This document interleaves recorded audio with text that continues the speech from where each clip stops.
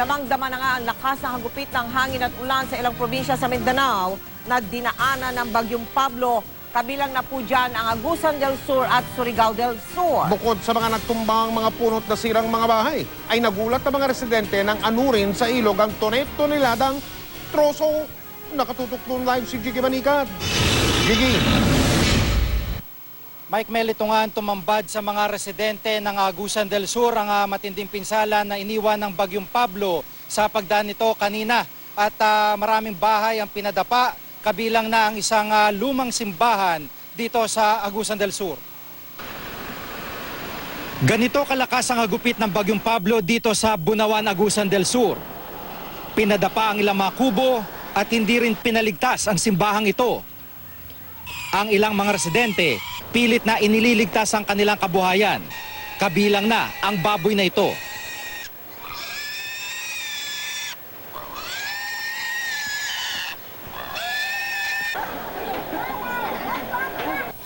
Matapos ang malakas na pagulan itong tumambad sa mga residente ng Bunawan, Agusan del Sur. Dumausdos sa Simulaw River ang tonelalang mga troso, kawayan at nyog. Ang ilan, mga luma at matatandang kahoy. Ang iba naman, mga plant species na kung tawagin ay palkata. Ito raw ang unang beses na nasaksihan nilang ganitong pangyayari sa nakalipas na 30 taon. This is the first time na observation namin yung tubig na ganito kalakas.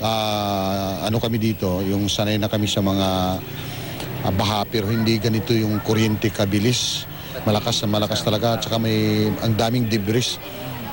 Nanggaling ang mga debris mula sa upper stream na sakop ng Compostela Valley, Surigao del Sur, Davao del Norte at Davao Oriental na hininalang tinamaan ng matinding flash flood. Ayon kay Bunawan Mayor Cax Elorde, sa loob lamang ng 3 oras, hindi bababa sa 5 metro ang itinaas ng tubig sa kanilang ilog. Talagang sa tingin namin plus flood siya. Lahat ng nadaanan ng tubig malakas talaga, kaya naanod ng mga malalaking kahoy.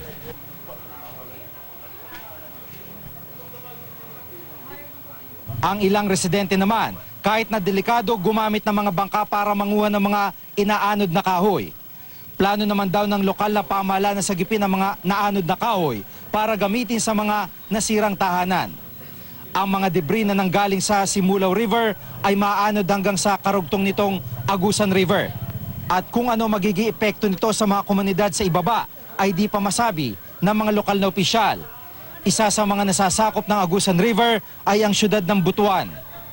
Sa tingin ng mga lokal na opisyal ay kakalat muna sa Agusan Marsh ang mga troso at iba pang inanod ng flash flood bago pa man makaabot sa siyudad ng Butuan. Parang pinaka-buffer zone na yung pinaka-ano niya. So lahat ng tubig galing Davao, kaya pinaka-useful yan, papasok muna sa ano yan, sa Agusan Marsh.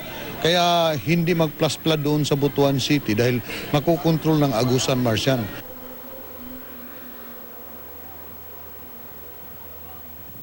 Sa iba pang lugar na nadaanan ng News TV Quick Response Team, kitang-kita ang paghagupit ng bagyo.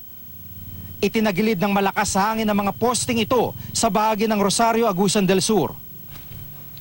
May mga kubo ring pinadapa at punong itinumba sa bahagi ng Agusan del Sur at Surigao del Sur. Pero ang pinakamalaking damage ay ang kabuhayan, lalo pat mga pananim ang nasira ng bagyo. Nasira yung bahay namin dahil malakas yung ulan. Masyado ba malakas? Masyado malakas. Yung bahay sa taas, nasira na. Binisita rin ng GMA News ang dambuhalang-buhayang si Lolong sa Bunawan Eco Park at nasa maayos sa kalagayan ang sikat na buhaya.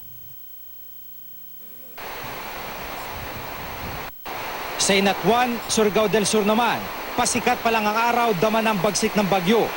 Apektado ang mga bahay ng may 6 na pamilya sa Barangay Lakasan. Naging maagap naman ang mga residente na kagabi pa lang ay nagsilikas na. Siksikan sila ngayon sa evacuation center.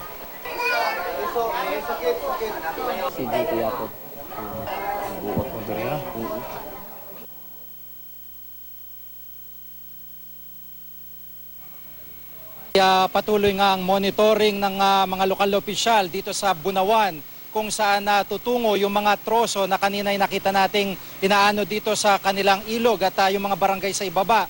Yung sa downstream ay kanilang inaalam ang sitwasyon doon. Sa pinakahuling impormasyon ay tila nagtuloy-tuloy daw ang mga troso at hindi pa nila matiyak kung saan tutungo ang mga kahoy na ito. Papakita natin ngayon yung klase ng mga kahoy. Ito yung mga klase ng kahoy na umano dito. Ito po mga tinatanim po at inaani ng mga residente dito para gawing plywood o di kaya papel. Ito po hininalang nanggaling pa sa Compostela Valley at kanina nga po ay may impormasyon na isang matinding landslide ang tumama doon kung saan ilang katao ang nasawi. Mike? Jiggy, hindi naman mga illegal na troso yan, Jiggy?